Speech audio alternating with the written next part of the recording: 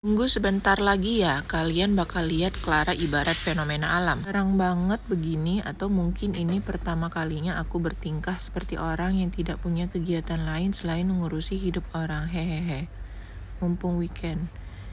Ya, meskipun semua kegiatanku dibilang ala-ala, tapi setidaknya aku meluangkan waktuku lah ya buat ala-ala daripada membahas orang lain di story or TikTokku demi menaikkan viewers atau engagement. Hehe. Sebelumnya, apapun yang ku upload tidak bertujuan menaikkan engagementku. Karena tanpa membahas orang lain pun viewers aku alhamdulillah stabil. Dengan kontenku yang jamet dan ide kreatifku yang lain. Selama ini aku diam aja, disindir meskipun tidak menyebutkan nama pun aku diam aja. Digiring opini sampai aku dicap orang yang gak amanah pun aku diam aja. Berbulan-bulan hingga bertahun lamanya aku diam, masih aku urungkan niatku untuk bongkar semuanya atas dasar kemanusiaanku dan tanggung jawabku sama Tuhan. Dan jujur menurutku kegiatan sindir-menyindir bagiku terkesan childish dan haus attention dan wasting my energy. So, aku tidak akan melakukan cara dan hal yang serupa dengan kalian. Tenang aja, di sini aku tanpa dukungan siapapun kok. Maju sendiri lawan satu grup. Meskipun harusnya gentle ya, one by one lah. Tapi tenang, aku gak pakai acara keroyokan. Ngumpulin media, hubungin orang-orang minta dukungan buat serang. Hubungin akun gosip biar bantu up. Apalagi sampai buat grup WhatsApp nama grupnya CSI. Khusus buat jatuhin dan rencanain semua sampai se-booming ini sekarang. Apalagi sampai mengadakan meeting rutin untuk membahas tutorial cara nge-black campaign orang, sumber berita dari orang rumahnya sendiri, sumber data dan laporan valid. Anggap aja imanku lagi menipis, makanya berani ngomongin orang di story. Tenang aja, cuma menipis bukan gak punya. Gak akan aku bongkar aib-aib kalian yang bukan merupakan teritori dan hakku untuk meng-share. Jadi kalian bisa santai and chill. Yang kubongkar hanya poin permasalahan kalian sama aku aja beserta buktinya, iya kan? Biar jelas. Satu lagi, gak akan aku up story tentang kalian ini sampai berhari-hari, apalagi berminggu-minggu, bahkan berbulan-bulan. Karena jelas itu bukan materi dari kontenku. Stok kontenku cukup banyak buat ku share, jadi aku gak butuh hal-hal yang kurang berguna ini ku upload demi viewersku. Ya, bisa dilihat lah ya dari traffic viewersnya. Kalau lagi bahas, aku ya naik. Kalau nggak bahas aku ya viewers down. WKWK. Nah, ini aku agak nyinyir nih. Tapi ya datanya fakta WKWK. Siasat licik Clara saat join bisnis dibongkar. Sengaja ganti password akun hingga curi ide bisnis plan. BTW banyak banget bahasa yang selama ini kamu lebihkan dan jatuhnya ke fitnah. BTW aku tidak pernah mencuri ide siapapun apalagi ide bisnis. Hanya karena kebetulan kita akan menjual produk yang jenisnya sama lalu kamu bilang itu tindak pencurian ide bisnis kita. Kamu lupa bahwa jenis produk yang akan kamu jual itu bersifat universal. Semua orang bisa buat, semua orang bisa jual apalagi tidak ada ingredient khusus yang kamu tambahkan di produk kamu tersebut. Mungkin kamu kurang tidur makanya kamu lupa. Saat aku promoin produk aku sebelum aku launching, kamu komen, "Anjir, demi apa sih? Gue juga lagi bikin ini masa?" It means kata-kata itu nunjukin kalau kamu baru sadar produk yang kamu develop buat kemaklon kamu itu sama dengan jenis produkku. Dan kamu sendiri yang ketakutan dibilang ngikutin dan akhirnya kamu putar balik semua fakta dengan bilang aku yang nyolong ide bisnis dan ngikutin kamu. Karena kamu gak mau dicap ngikutin. Akhirnya aku jualan dan disusul kamu juga jualan beberapa bulan setelahnya aku duluan jualan. Topik kedua, benar aku mengganti password akun tersebut karena aku gak bisa login dan harus reset password. Setelah itu gak sampai 5 menit password Shopee-nya aku kasih lagi ke dia kok melalui staffnya dia. Dan sampai detik ini pun yang akses akun bisnis kami itu semua itu staffnya dia. Bahkan bukan aku, even uangku juga ada di situ. Tapi penggiringan opini ini panas banget. Seakan-akan wah aku ganti password dan tujuan yang kurang baik lah.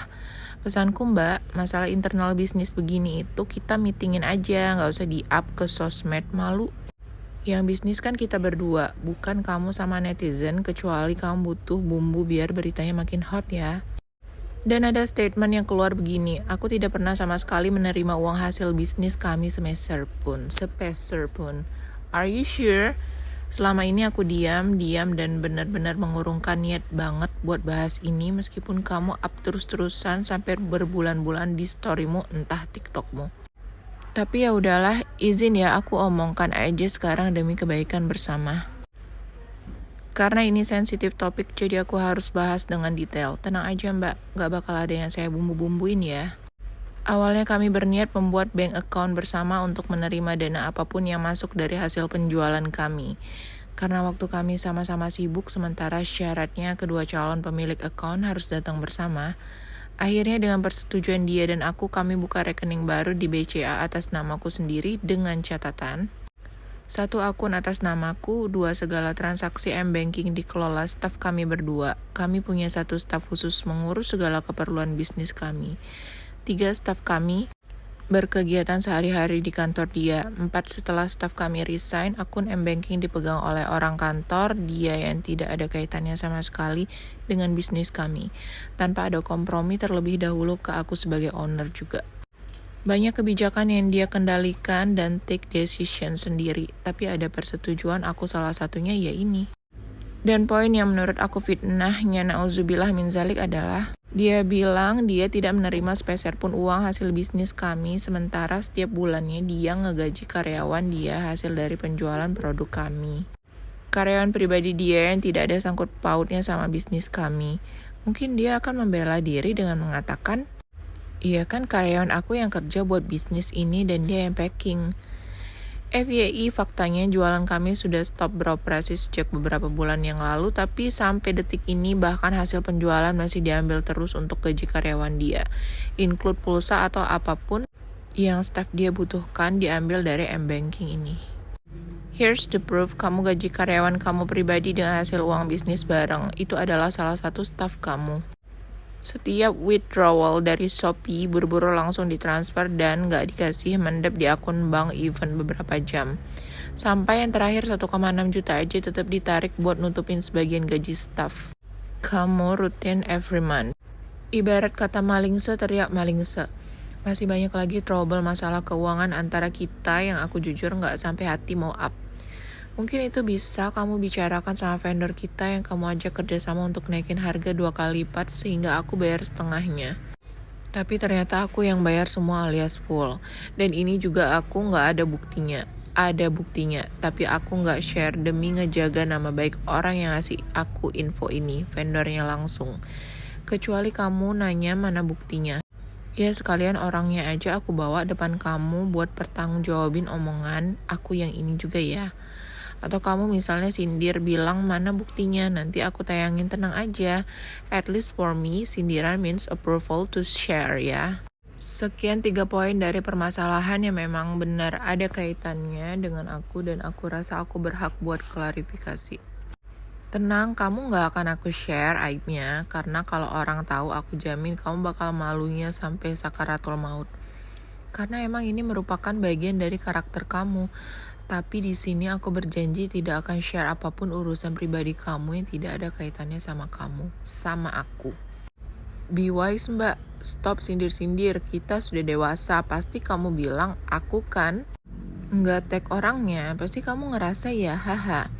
Ya jelas merasa full netizen tag aku, plus kamu pernah upload foto aku yang di crop kepalanya, hehe. Carilah materi konten yang lain yang berkah buat marketingin bisnis kamu. Sering banget kamu sindir-sindir aku sok-sokan independen sampai obses banget segala platform sosmedmu di-up. Nama sosmednya diganti. Entah dari segi mana kesalahan konten kegiatanku sehari-hari itu dibanding aku harus menggibahi orang lain atau roasting gak jelas. Tunjukin kamu punya value, bangun personal brandingmu tanpa harus numpang di atas nama atau masalah orang lain. Plus jatuhin or bunuh karakter orang biar kelihatan savage. Pikirkan taktik cerdas gimana cara cari viewers yang banyak tanpa harus roasting. Saranku kamu tambahin divisi baru di kantormu biar gak mentok pikiranmu dalam mengembangkan ide konten. Coba deh mbak. Kenapa bisa tahu? Jadi beberapa bulan lalu aku pakai aplikasi MyBCA yang bisa nge-track seluruh rekening yang kita punya hanya dari satu nama. Dan aku nemuin banyak kejanggalan setelah aku cek. Bismillah, nggak ada niat lain selain hanya meluruskan berita.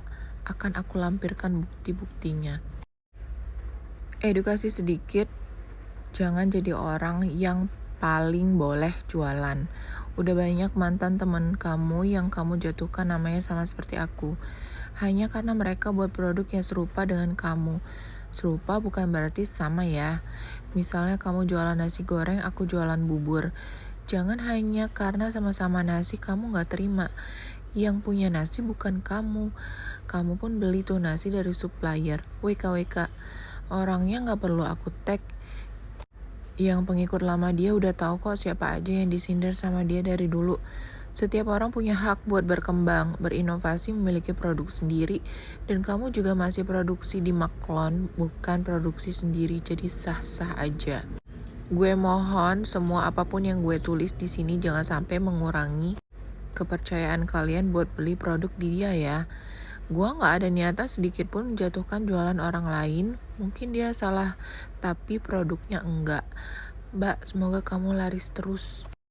Dan maaf baru klarifikasi sekarang ya. Seperti yang kamu lihat di storyku aja. Pagi sampai sore aku di kantor, pura-pura kerja. Malam aku di rumah tidur. Aku minim waktu buat sindir-menyindir, apalagi sampai ketemuan sama mantan suami orang, mantan teman orang, buat grup. Nama grupnya CSI, nama kantorku WKWK. Pas aku periksa isi grupnya, alamak, solidaritas tanpa batas. Yang satu rencanain meeting sama mantan suami orang. Akhirnya meeting sampai jam 3 pagi di rumahnya Simba. Satu lagi cari berita buat up ke Luambe, DLL. Kalian yang meeting, aku yang malunya sampai sini. Kayak gak ada kegiatan lain aja. Ya Allah, Clara jadi nyinyir. Sampai goalsnya gimana caranya supaya rumahku digaris polisi WKWK. Sudah aku baca, aku dengar, dan kulihat mbak. Ini bener karena weekend target klarifikasiku bakal ku kelarkan 2 hari ini. Semua satu persatu, tenang aja suabar dari awal dulu ya intinya. Mbak, 11 setidaknya sudah confirm kalau setidaknya fitnah lah ya. Kalau katanya dia gak terima uang bisnis sama sekali. BTW kita ada satu staf khusus desain dan salary-nya langsung ditransfer ke orangnya langsung. Berikut aku lampirkan bukti-buktinya. Jadi yang ke net itu beda lagi dan tanpa persetujuan aku selaku owner ya. Itu per bulan ditransfer rutin. Buat gaji karyawan dia, dengan nominal serupa 3,5 juta sebulan. Kalau ada sisa event 2 juta atau 1 juta kayak tadi aja tetap diambil. Kalau masalah nutup, mbak, posisi saya di sini bukan staff tapi owner juga. Saya tahu persis bisnis ini nutup atau tidak. Masalah karyawannya packing, BTW orderan kita bukan yang setiap hari ada. Awalnya aja rame, bahkan 1 atau 2 biji belum tentu kejual, dan kita sepakat untuk berdayain SDM yang ada. Jadi lain kali jangan giring opini seakan-akan aku rakus makan duit seperti ini ya. Aku bakal bahas based on yang dia upload ya, bukan aib dia. Jadi ini menurut penilaian netizen. Clear ya, masalah pencurian ide bisnis saya nyatakan tidak ada. Jadi fitnahnya template dan benar-benar persis seperti yang aku alami juga dilakukan ke beberapa orang ini. Cuma mungkin aku aja yang apesnya dapat banyak attention atas case yang dia buat. Dan cuma aku yang lama-lama capek dan akhirnya speak up. Karena semua ngerasa males ladenin dia.